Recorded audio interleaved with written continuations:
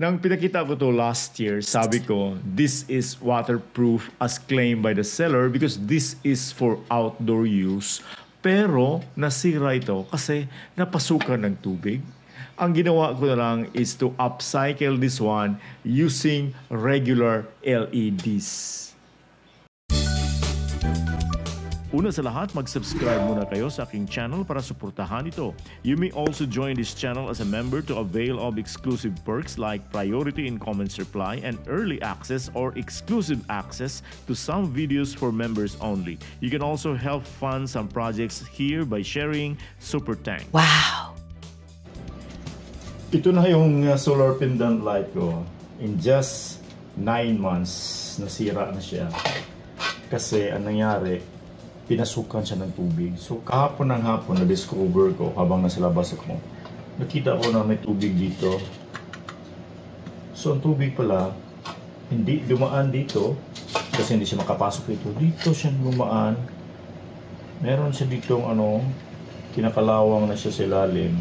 Dito dumaan ang tubig. So ang nangyari, resulta, nag-short circuit ang ating board. So sira niya yung board, yung driver niya dito. So, hindi na makailaw. So, hindi totoo pala na ito ay waterproof. Ang rating nito ay IP67. So, ganoon. Supposedly, kung ulan lang, hindi makapasok. Dito dumaan siya ang tubig. Hiningnan ko kung saan lumusot yung tubig. Dito sa, itong screw niya. Baka siya na-loosen to. Pinasukan siya ng tubig. Okay? So, hindi ko na-notice. Kahapon, nakita ko na lang na gano'n, na may tubig na siya dito. So, yun. Sila na. So, ang gagawin ko na lang is, I'll put some LEDs dito. Kasi okay pa yung baterya niya eh. Yung baterya niya is 3.2 volts. Tama-tama naman yung LED na white is yung voltage drop niya is 3.4 volts. So, kasyang-kasya dito sa baterya. So, iparallel ko itong mga mga LEDs, damihan ko lang. Dito ko pa rin ilalagay. So, ang gagawin ko, butasan ko to, then dito yung lalabas yung LED para mag-reflect dito naman sa side na ito. Okay? Then, isusulda ko na lang dito siya. Okay? Yun ang gagawin ko. Para magamit yung battery. Battery is 3.2 volts. Then, this is a lithium iron phosphate battery. 3.2 volts. It's 32650 na life PO4. 3.2 volts at saka 6 ampere hour yung rating niya. Sayang naman, di ba?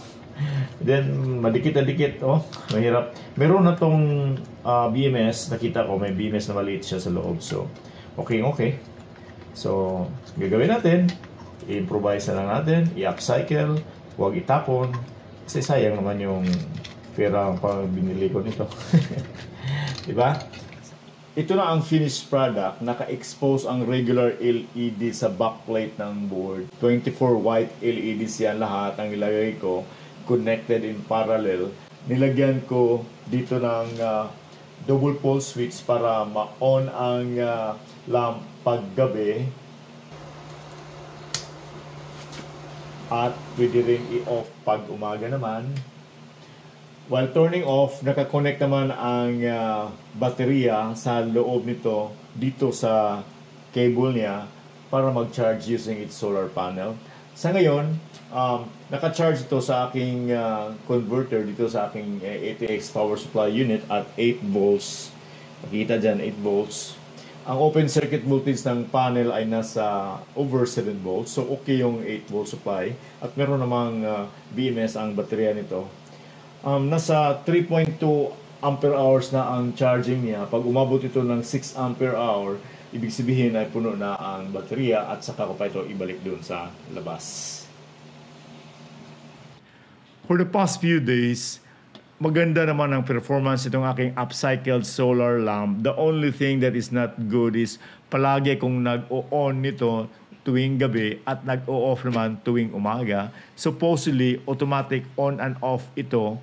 Mag-o-on siya pag hindi na nag-charge ang solar panel sa baterya nito at nag-o-off naman pag muling mag-charge ang solar panel sa baterya nito kinaumagahan.